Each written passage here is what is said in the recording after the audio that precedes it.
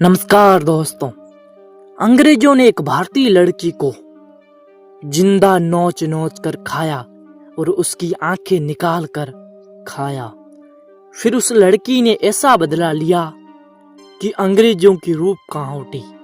अगर आप भारत माता से प्यार करते हैं तो इस चैनल को सब्सक्राइब करना ना भूलना।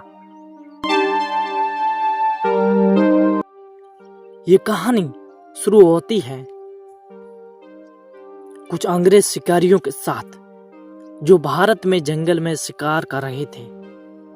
उस जंगल में डाक बंगला था, पर उसमें पहले से कोई बड़ा अंग्रेज अधिकारी ठहरा हुआ था।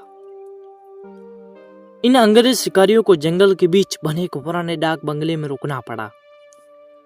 इस डाक बंगले को रखवाला अपने परिवार के साथ रहता था और डाक बंगले में रुकने वाले लोगों की सेवा करता था।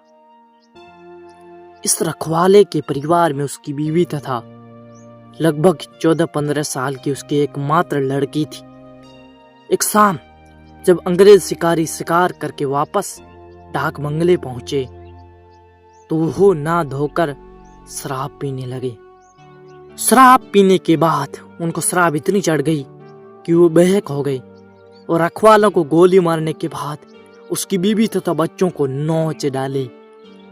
इन पापियों को नशे में कुछ भी पता नहीं चला और नोचने के बाद उन दोनों को भी गोलियों से भून डाला और तीनों की लाश को डाक बंगले के पीछे दफना दिया। ये बात आई गई रह गई। अंग्रेजों ने फिर कुछ दिन के बाद वहां कैलाश नामक नया सेवक रख दिया।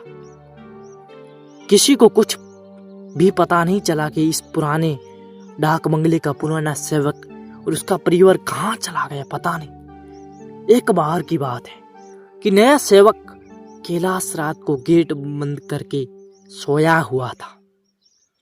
तभी अचानक उसकी नींद खुल गई क्योंकि उसे लगा कि दरवाजे पर कोई रो रहा है। उसने एक हाथ में लाठी उठाया और दूसरे में चिराग और दरवाजे पर आकर हाथ लगाया। कौन हो? इतनी रात गए, कौन दरवाजे पर रो रहा है? उसने देखा कि एक किशोरी दरवाजे पर बैठी रो रही है जो नाबालिग थी।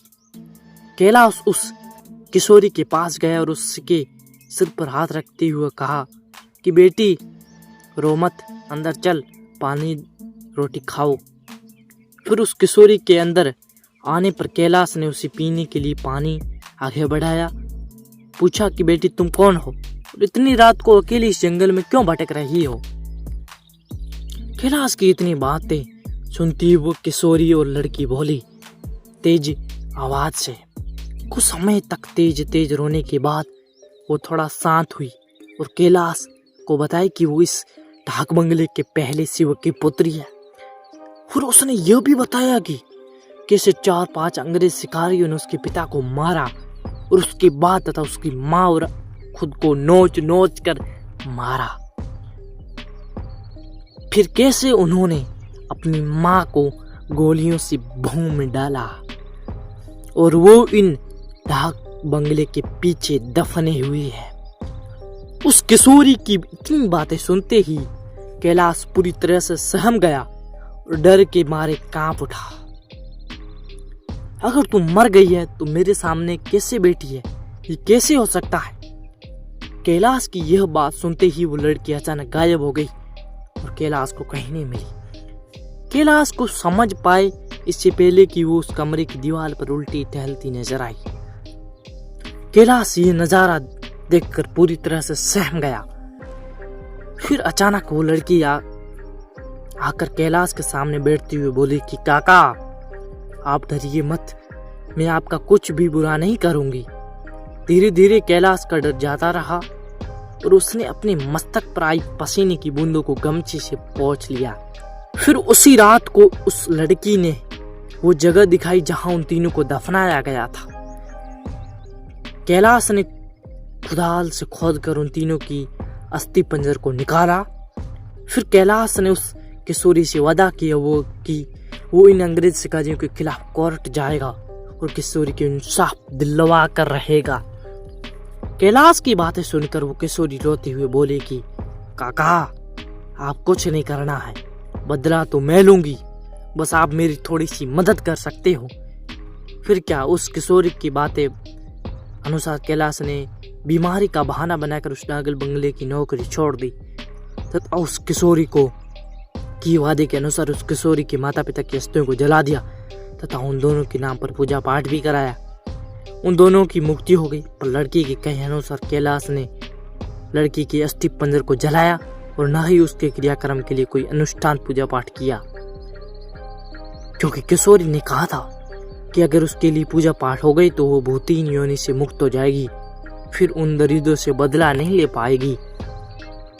समय बीतता गया और अब उस डाक बंगले में कोई नया सेवक आने को भी तैयार नहीं हुआ, क्योंकि कैलाश वहीं आसपास मंडराता रहता है और नए आने वाले सेवक को भूती कहानी सुनाकर भगा देता।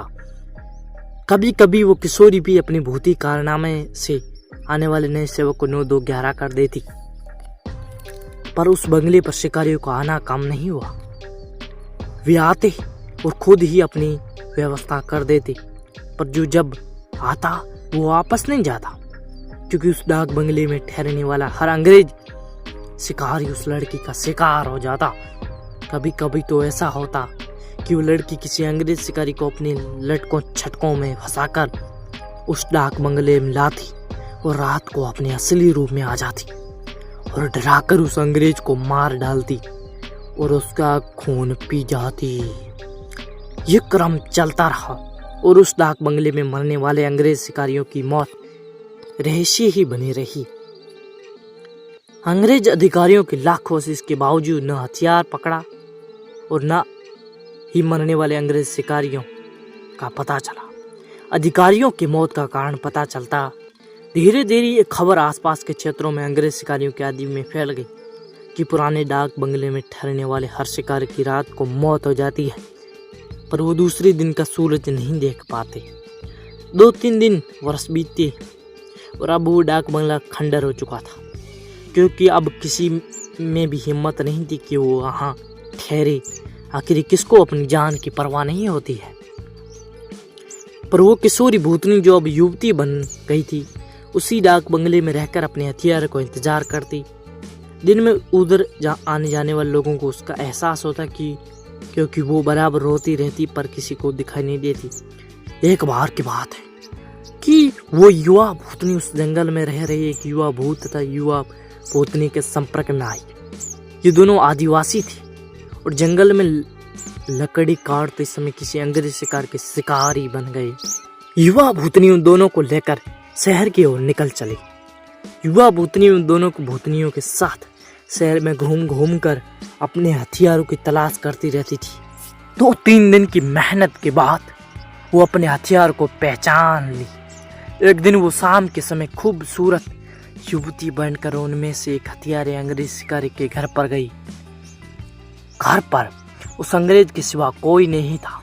फिर उसने खूब लटके छटके दिखाई और अंग्रेज को अपनी सुंदरता में फंसा लिया।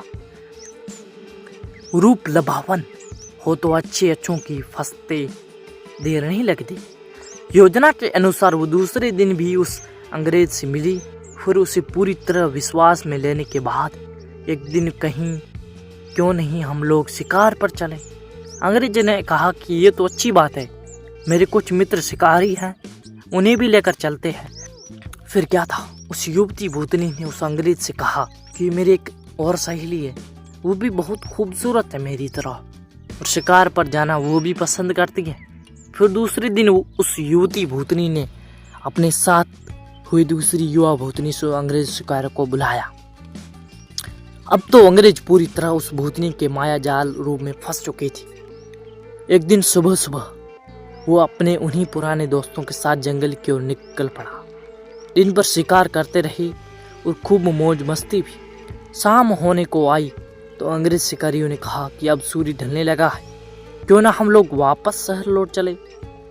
अंग्रेज की बात सुनकर उस युवा भूतनी ने कहा कि ना, आज रात हम ये लोग यहीं ठहरेंगे, जंगल का आनंद उठाएंगे। पर एक अंग्रेज शिकारी ने कहा कि हमने पहले से डाक बंगले तो बुक नहीं किया है, ठहरेंगे कहाँ। फिर क्या था, वो युवा भूतनी मुस्कुराई बोली कि इस जंगल में दूसरी और मेरा एक मित्र आदिवासी कुटिया है, हम रात वही बिताएंगे और खूब मौज मस्ती करेंगे।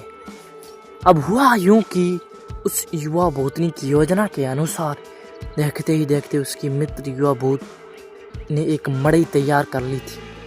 उसमें ऐसो आराम की सारी चीजें भी ला दी थी। उन दोनों युवा भूतनी के साथ ही अंग्रेज उस मड़ई में पहुंचे। इन अंग्रेज शिकारियों को उस मड़ई की दशा देखकर अजीब लगा, क्योंकि उस मड़ई में महलों, बड़े बड़ी होटलों जैसी व्यवस्था थी।